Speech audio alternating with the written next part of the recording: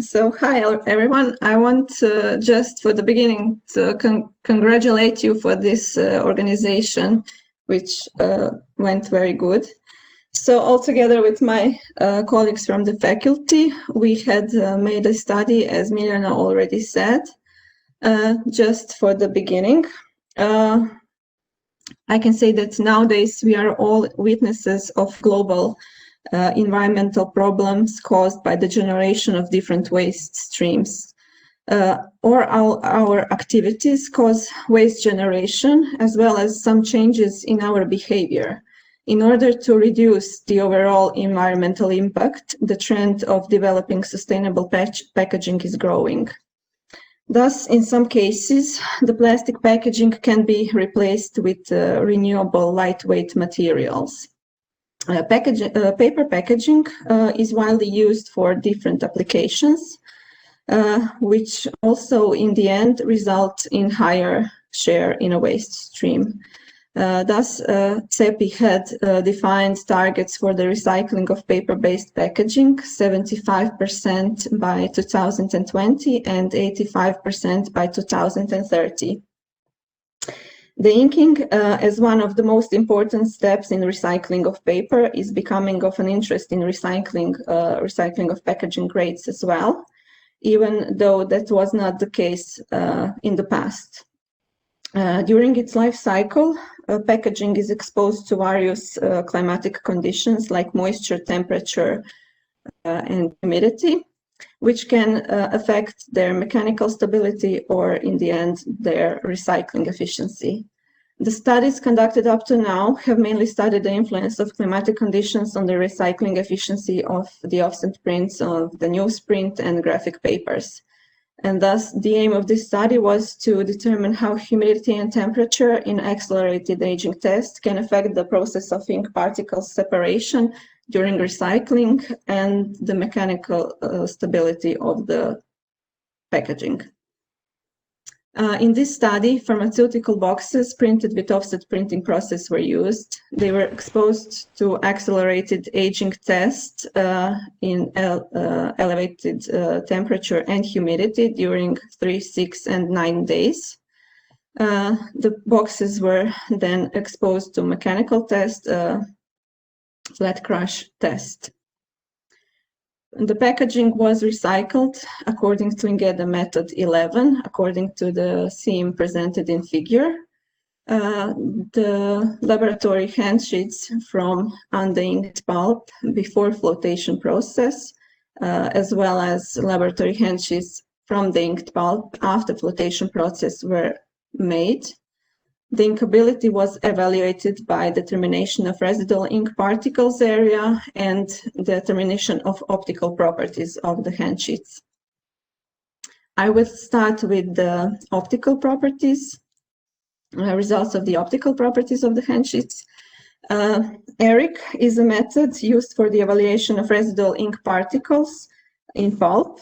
ERIC decreases in all samples after flotation process because the ink is removed. For the non-aged sample, the concentration of the total ink particles is higher than in the aged samples, probably due to the polymerization of the ink. ISO brightness of the samples decreases during aging time. However, the brightness of the inked pulp decreases, probably due to the loss of some fillers during flotation process. The loss of fillers during flotation has also affected the opacity of the samples, especially for the non-aged samples and samples aged for 9 days. But in general, the influence is not so significant.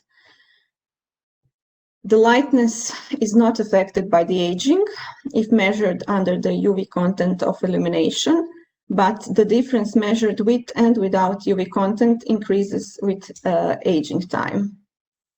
Aging also affects the colorimetric parameter, A, especially after 6 and 9 days of aging, in both cases when measured with UV content of illumination, and the difference for the difference measured without and with UV content of illumination.